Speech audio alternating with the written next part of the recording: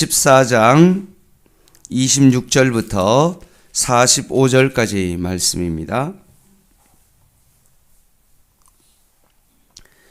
민수기 14장 26절부터 마지막 절까지 한 절씩 교독하겠습니다. 민수기 14장 26절 제가 먼저 읽겠습니다. 여호와께서 모세와 아론에게 말씀하여 이르시되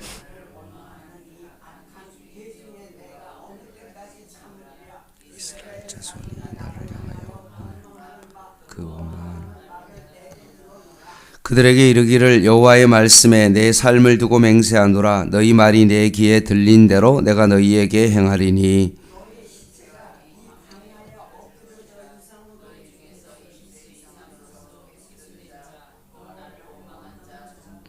여분네 아들 갈렙과 눈의 아들 여호수아 외에는 내가 맹세하여 너희에게 살게 하리라 한 땅에 결단코 들어가지 못하리라.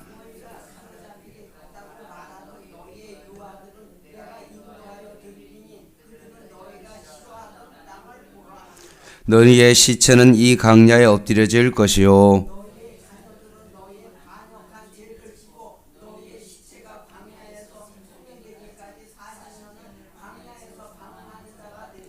너희는 그 땅을 정탐한 날수인 40일의 하루를 1년으로 쳐서 그 40년간 너희의 제약을 담당할지니 너희는 그제서야 내가 싫어하면 어떻게 되는지를 알리라 하셨다 하라.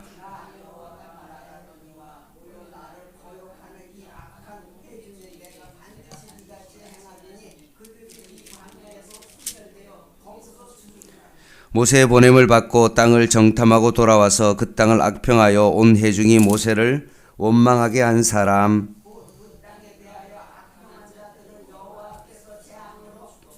그 땅을 정탐하러 갔던 사람들 중에서 오직 눈의 아들 여호수아와 여분네 아들 갈렙은 생존하니라.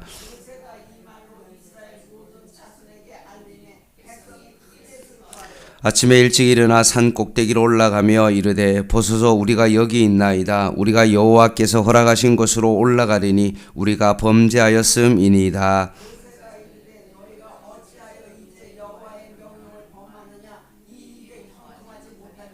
여호와께서 너희 중에 계시지 아니하니 올라가지 말라. 너희의 대적 앞에서 패할까 하노라.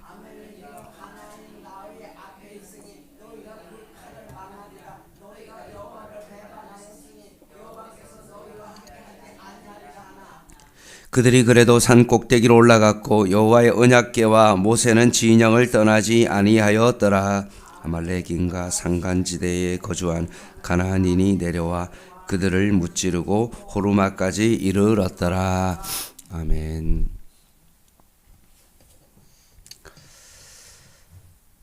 이스라엘 백성이 출애굽하고 난 다음에 시내산에서 거의 한 1년 정도 머무르고 난 이후에 둘째 해 2월 10일에 시내산을 출발하여 강야로 들어갑니다. 특별히 바란 강야 어디냐면 가데스 바냐에서 12명의 정탐꾼을 뽑아서 40일을 정탐하게 되어집니다. 이것을 요구한 사람은 이스라엘 백성이었고요. 하나님께서 그것을 허락했고 각 지파의 지도자를 세운 것입니다. 시내산에서 출발하여 바란 강야까지 11일 지나고 난 다음에 결국 가데스 바냐에서 12명의 정탐꾼 지도자를 보낸 것입니다. 10명은 부정적인 보고를 했고 10명은 믿음의 보고를 했습니다. 10명은 우리가 메뚜기 같다라고 이야기했고 2명은 그들이 우리의 먹이다, 밥이 될 것이다 라고 그렇게 고백했습니다. 결코 우리가 두려워하지 않아도 된다. 하나님께서 우리와 함께 하시고 위하시면 반드시 우리는 올라갈 수 있다라고 그렇게 고백했습니다. 그런데 문제는 이 10명의 보고를 들은 이스라엘 백성들이 그때부터 자신들이 이제 가나안 땅에 들어가서 죽게 될 것을 생각하면서 원망하고 불평하기 시작합니다. 모세와 아론, 여호수아와 갈렙을 돌로 치료했고, 이때 하나님께서 해막에서 성막에서 정말로 나타나셔서 이스라엘 백성에게 말씀하십니다. 뭐라고 말씀하냐 하면 하나님께서 모세에게 이스라엘을 전염병으로 쳐서 멸하고 내가 그들보다 더 크고 강한 나라를 세울 것이다, 이룰 것이다 라고 말하자 모세가 그때부터 이스라엘 백성을 향하여 중보기도를 합니다. 용서와 자비를 구합니다. 그때 하나님께서 뭐라고 말씀했냐 하면 하나님께서 그러면 다 멸하지는 않겠다.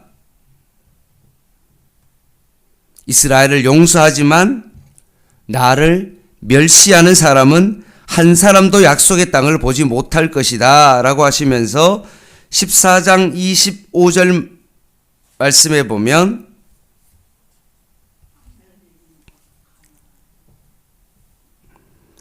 하나님께서 약속하신 땅을 목전에 두고 이스라엘 백성을 결국 광야로 뺑뺑이를 돌리기 시작합니다.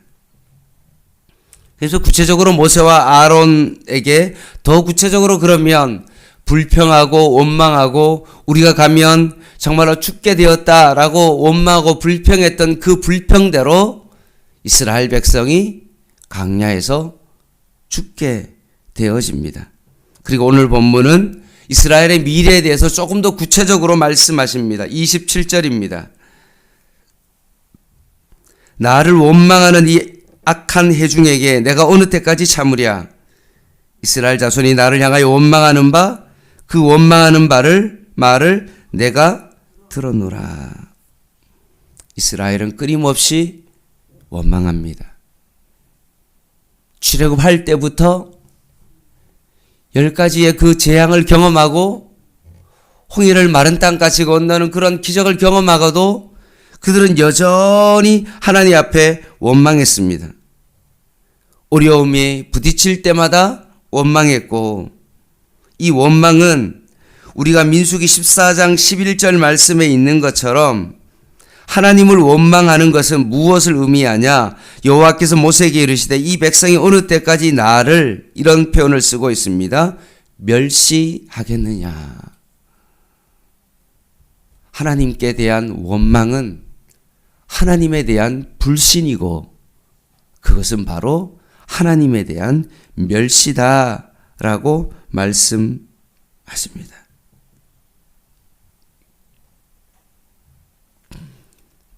모세의 강구로 인하여 이스라엘 백성 전체가 멸하지는 않았지만 결국 20세 이상 된 모든 사람이 광야에서 죽습니다.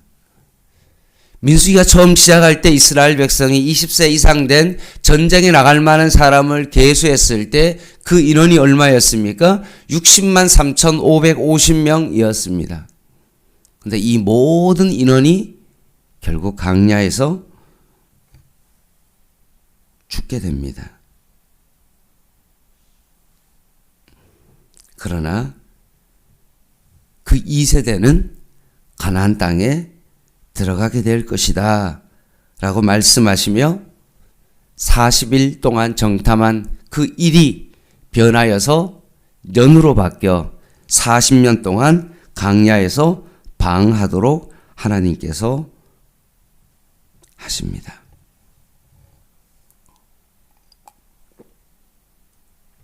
그러면 왜 어린 자녀들은 살려두고 이스라엘 백성의 20세 이상의 60만 3,550명은 왜 죽이냐?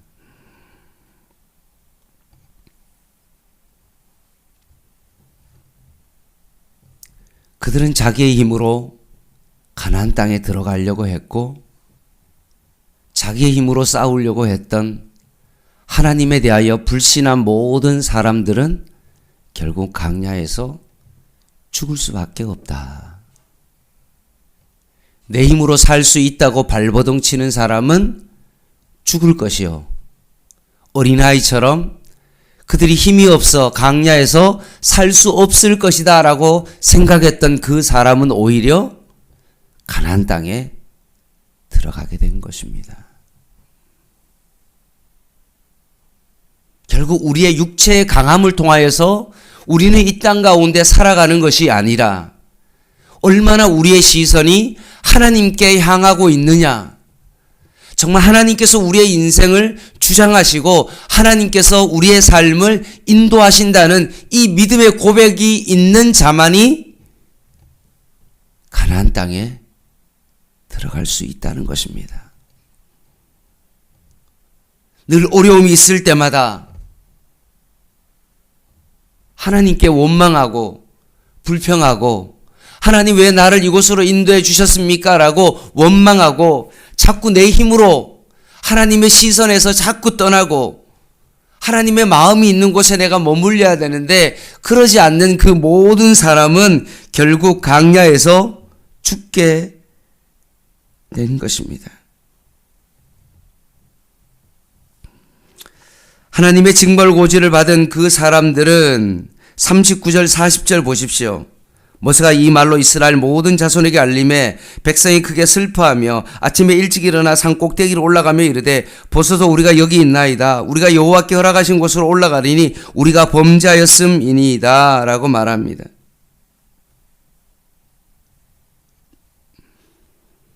이스라엘 백성이 죽음의 징벌고지를 받자 슬퍼하며 범죄하였다고 고백합니다.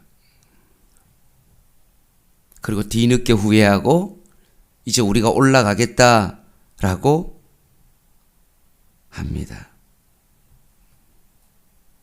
이런 행동은 하나님에 대한 오히려 또 다른 멸시이죠. 41절입니다. 모세가 이르되 너희가 어찌하여 이제 여호와의 명령을 범하느냐 이 일이 형통하지 못하리라 라고 말씀하고 있는 것입니다.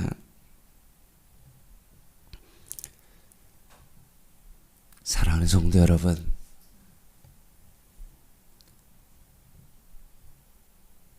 이스라엘 백성은 원망하고 불평하지 말아야 되는데 사항 때문에 하나님의 시선을 놓쳐버리고 자기 자신을 바라봄으로 말미암아 상황에 함몰되어 원망했습니다. 그러면 이것 때문에 자신들이 하나님으로부터 징벌을 받으면 어떻게 해야 됩니까? 하나님 제가 잘못했습니다. 뉘우치고 돌이켜야 되는데 오히려 하나님 앞에서 하지 말아야 될 행동들을 지금 또 하고 있는 겁니다. 이것은 진정한 뉘우침이 아니죠. 오히려 하나님께서 징벌을 하실 때 오히려 그 징벌을 달게 받는 것, 그것을 인정하고 나의 죄에 대한 하나님의 징계를 잘 받아들이는 자가 오히려 진정한 회개요, 뉘우침입니다. 하나님께서 매맞을까봐 겁나서 하나님 제가 잘못했습니다 라고 그렇게 행동하는 것보다 오히려 징계가 떨어졌으니 그것을 믿음으로 받아들이고 하나님의 시선으로 내 자신을 다시 한번 돌이키는 것, 그것이 바로 진정한 회개입니다.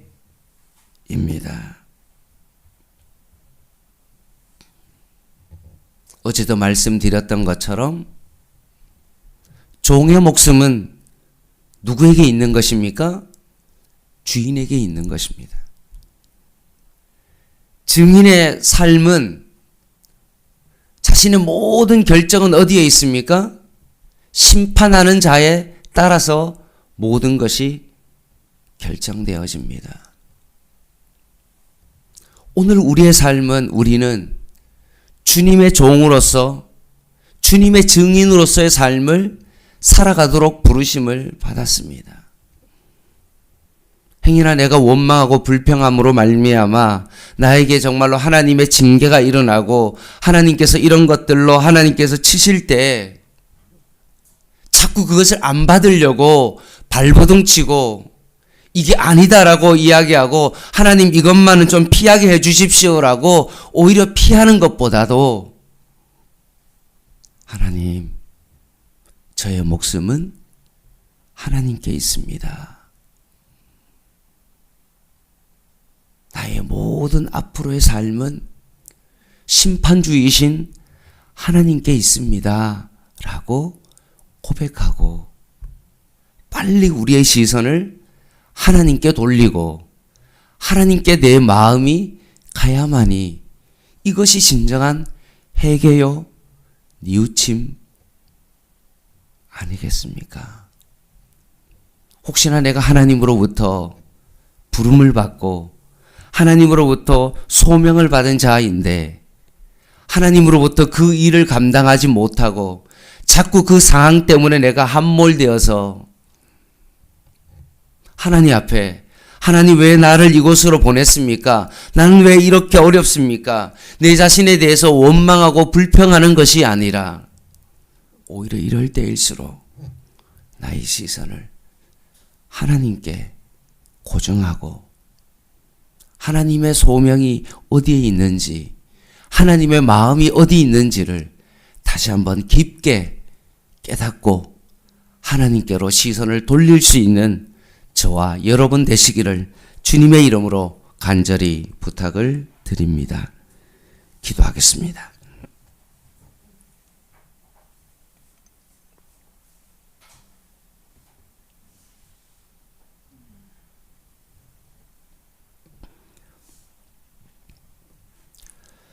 하나님 아버지, 10명의 정탐꾼처럼 상황에 함몰되어 자신을 메뚜기처럼 여기고 원망하고 불평하는 저희들의 삶이 되지 않게 하여 주시고 다시 한번 우리의 시선을 하나님께 두며 여호수아 갈렙처럼 우리가 가야 될 그 땅이 어디에 있는지 우리의 시선이 늘 하나님께 있는 저희들의 삶이 되게 하여 주시옵소서. 우리가 주님의 종이요 주님의 증인으로서 하나님께서 우리를 우리의 가정으로 교회로 이웃 사람들과 일터로 하나님께서 우리를 부르셨사오니 그 소명을 우리가 놓치지 아니하고 그곳에서도 하나님 앞에서 주님의 종이요 증인으로서의 그 삶을 감당하며 살아가게 하여 주시옵소서. 하나님께서 우리를 정말 그들에게 붙여주시고 그들로 하나님께서 인도해 주셨는데 원망하고 불평하는 삶이 아니라 우리가 주님의 증인으로서의 그 삶을 살아가게 하여 주시옵소서. 예수님의 이름으로 간절히 기도드립니다. 아멘. 개인 기도 하시겠습니다.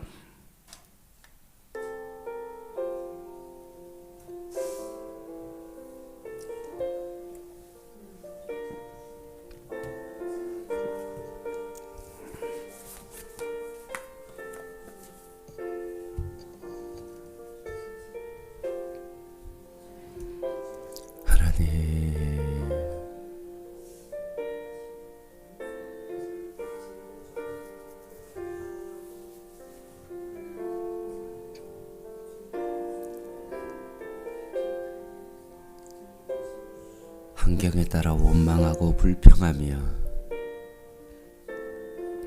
내 생각대로 되지 않음으로 인하여 하나님 앞에 원망하고 불평하는 자가 되지 않게 하여 주시고 우리의 시선이 오늘도 이 아침에 하나님께 있게 하여 주시고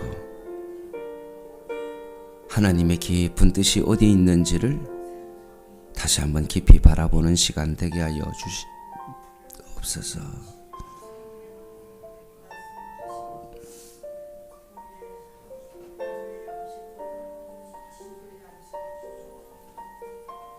하나님,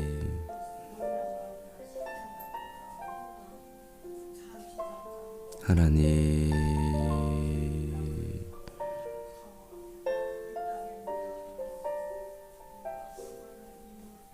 아버지.